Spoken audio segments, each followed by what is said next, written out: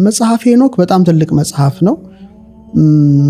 ሀገራችን ኢትዮጵያ ጠብቃ ለዓለም ካስረከበችው ወይም ከሰጠችው ስጦታ መካከል አንዱ መጽሐፈ ሄኖክ ነው። ሄኖክ የአዳም ሰባተኛ ትውልድ ነው። ሰባት ብዙ ትርጉም ቁጥር አለው። ለምሳሌ ሰባተኛው ትውልድ ሄኖክ አዳም፣ ሴት፣ ሄኖስ፣ ቃይናን፣ መላሌር፣ ያሬድ ሄኖክ ላይ ይደርሳል። ስምንተኛው ማቱሳላ ነው። አዳምን በገነት 7 ዓመት ነው የኖረው። 7 በጣም ብዙ ነገር ነው እንደምታውቀው፣ የሥነ ፍጥረት ኮድ ነው።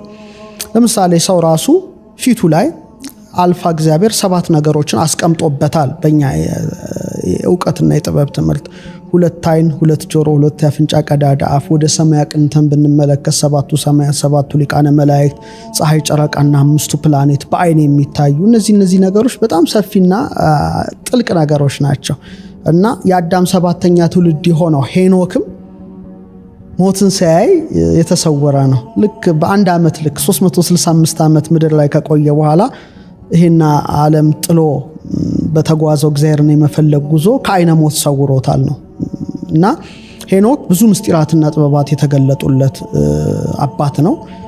ስለ ገነት ብዙ ጽፏል። ስለ ገነት እጽዋት ብዙ ጽፏል።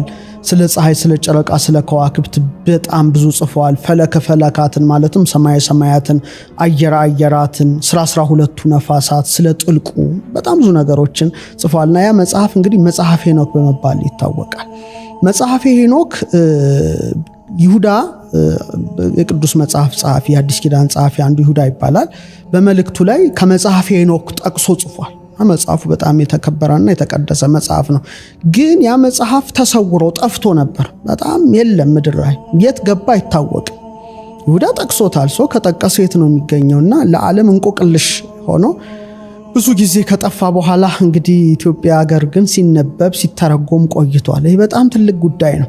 እንደውም አሁን ምናልባት ዩቲዩብ የምታይ ከሆነ በጣም በዚህ ሰሞን ኦር ባሉትን ቅርብ ዓመታት ውስጥ የኢትዮጵያ ሄኖክ፣ ኢትዮፒክ ሄኖክ የሚሉ ብዙ ነገሮች እየወጡ እንደሆነ ብዙ ይባላል። ጁቢሊስ፣ ኩፋሌ እና ወደ ኢትዮጵያ ቀኖና እየመጣ ነው ዓለሙ ያስብላል። እና መጽሐፍተ ሄኖክ በእርግጥ በዓለም ላይ 3 ናቸው አሉ የሚባሉት። አሁን 3 አይነት የሄኖክ መጽሐፍት አሉ በዓለም ላይ። አሁን እንደ ፊሎሎጂስትነቴ እንደ አጥኝነቴ ነው ማቀርበው። 3ቱንም አንብቤያቸዋለሁ። የግዕዙ ያው ትልቁ መጽሐፈ ሄኖክ ነው። በጣም ሰፊ ነገር ያለ ነው። ሁለተኛው ስላቮኒክ ቨርሽን ዘ ሴክሬት ኦፍ ኢኖክ የሚባል ሄኖክ ያየው ምስጢር ይላል። ወደ 10 ሰማያት ያወጣዋል። ስለ ፀሐይ፣ ስለ ጨረቃ፣ ስለ ከዋክብት፣ ስለ ዘመናት፣ ሌሎችም ምክሮች ነገሮች ያሉበት ነው። የስላቮኒክ ኤዲሽን የሚባል ነው። ስላቮኒክ ውስጥ በኢስተርን ዩሮፕ በአንድ ጥንታዊ ቤተክርስቲያን ውስጥ የተገኘ ነው። ይሄ ዘ ሴክሬት ኦፍ ኢኖክ የሚባል ሁለተኛው መጽሐፍ ነው። ሶስተኛው ግን አይ ቲንክ 5ኛው ክፍለ ዘመን ላይ እንደተዘጋጀ የሚነገርለት የሂብሩ ኢኖክ ይሉታል። የዕብራይስጡ ሄኖክ እንደማለት ነው። ይሄ ደግሞ ከይሁዲ ራባዮች አንዱ በመንፈስ ተነጥቄ ሄኖክ በሰማይ ያለውን ክብር ተመለከትኩኝ ሜታትሮን ይለዋል የሚባል መልአክ ደረጃ ላይ ደርሷል ብሎ የጻፈው እና በተለይ ሕዝቅኤል ኮቦር በምትባል ወንዝ ላይ ያየው ትልቅ የሰረገላ ምስጢር አለ። ከዛ ጋር አካቶ በጣም ሰፊ ነገር የሚዘረዝር ነው። ስለዚህ የኢትዮጵያው ሄኖክ ግን በጣም ጥንታዊው የተባለ ነው። እንደሚታወቀው በቅርብ 1940ዎቹ አካባቢ 48 አካባቢ ይመስለኛል ዴድ ሲ ስክሮልስ የሙት ባህር ቁምራን ላይ ሰፊ የሆነ አሰሳ በ11 ዋሻዎች ውስጥ ተደርጎ ነበረ። እዛ ውስጥ የተወሰኑ የሄኖክ መጽሐፍ ቁርጥራጮች ተገኝተዋል። ግን ፉል ማኑስክሪፕት የኢትዮጵያው ነበረ። እንዳልሽው ጄምስ ብሩስ የስኮቲሽ ተጓዥ ነው። በተለይ አባይን መነሾ ለማየት ያደረገው ጉዞ በጣም ታሪኩን አግዝፎ ያወጣዋል። ይህ ስኮቲሽ ተጓዥ አረብኛ፣ ስፓኒሽ፣ ፖርቹጊስ፣ ግዕዝ አቀላጥፎ ይችል የነበረ መልከ መልካም ቁመቱም ረዘም ያለ ነበረ። ኢትዮጵያ እንግዲህ በ18ኛው ክፍለ ዘመን የመጣው አይ ቲንክ ንጉስ ተክለ ሃይማኖት ሁለተኛ እና ራስ ሚካኤል ስዑል ነው አቀባበል ያደረጉለት። በተክለ ሰውነቱ የግዕዝ ዕውቀቱ በጣም ተወዳጅና ተሰሚነትን ችሎታል እና 2 ዓመት ኢትዮጵያ ቆይቷል። 2 ዓመት ሲቆይ ከሰራቸው ስራዎች መካከል የተለያዩ ኢትዮጵያ እንግዲህ በጣም በብዙ ሺህ የሚቆጠሩ መጻሕፍትን ጠብቃ ያዘች ሀገር ናት። ግዕዝ በጣም ጥንታዊ ቋንቋ ነው። ብዙ ሺህ ብራናዎች ያሉበት ሀገር ነው። አሁንም በባህር ማዶም ከኢትዮጵያ ተወስደው ያሉበት አጋጣሚ አለና እነዛን በመገልበጥና ለመድኃኒት የሚያገለግሉ እጽዋትን በመሰብሰብ የሚታወቅ ሰው ነው።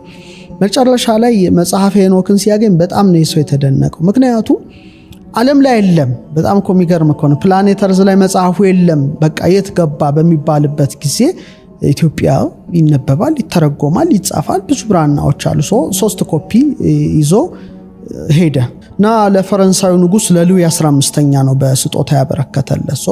የትልቅ ጉዳይ ስለሆነ በፈረንሳይ ምሁራን እንዲጠና ተደርጎ በፈረንሳይ ብሔራዊ ቤተ መጻሕፍት እንዲቀመጥ ተደረገ። አንዱ ኦክስፎርድ ቦዴሊያን ቤተ መጻሕፍት እንዲቀመጥ ተደረገ። አንዱ ራሱ ጋር ቅጁ ተቀመጠ። ካረፈ በኋላ እንደገና ወደ ቦዴሊያን ቤተ መጻሕፍት ተሸጋገረ ማለት ነው። ከዛ ያ የሄኖክ መጽሐፍ መገኘት በአውሮፓ ላይ ትርጉሙ ቀላል አልነበረም ነው። ብዙ ጥናቶች እንዲጀመሩ አደረገ ማለት ነው። እንደገና አይናቸው ወደዚህ እንዲያማትር ሆነ። በጣም በዝርዝር የሚገኘው የኢትዮጵያ ሄኖክ መጽሐፍ ላይ ነው። ይሄ ደግሞ ዓለም እስካሁን እንቆቅልሹን ያልፈታው ጉዳይ ነው። እነዚህ ማን ናቸው ኔፍሊሞች? መጽሐፈ ሄኖክ ላይ ወደ 200 ይጠጋሉ። አዛዚኤል ይባላል መሪያቸው። ምን አይነት ስራ ይሰሩ እንደነበር ቅድምም እንደጠየቅሽኝ ተውላጠ ዓለም ዲኤንኤን ማዛባት፣ የፈረስን የበቅሎን ወደ ሰው የሰውን ብዙ አይነት ክሬቸርስ የመስራት ጉዳይ ነበረ በዛ ጊዜ።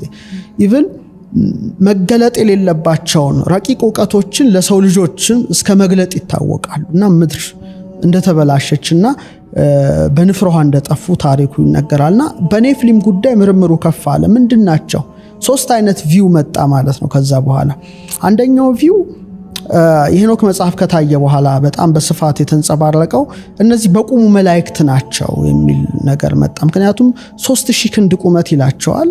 ደመናው የሚገፉ እንዴት ነው ሰው ይሄን ሊሆን አይችልም እና ኤንጅልስ ናቸው ያሉ ነበሩ።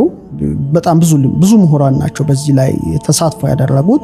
ሁለተኛው ደግሞ ዘሴታይት ቪው የሚባሉ መላእክት የተባሉት ደቂቀ ሴት በቁሙ መላእክት አያገቡም አይጋቡም። ስለዚህ የሴት ልጆች ማለትም አዳም የወለደው የሴት ልጆች በንጽህናቸው መላእክት ተባሉ።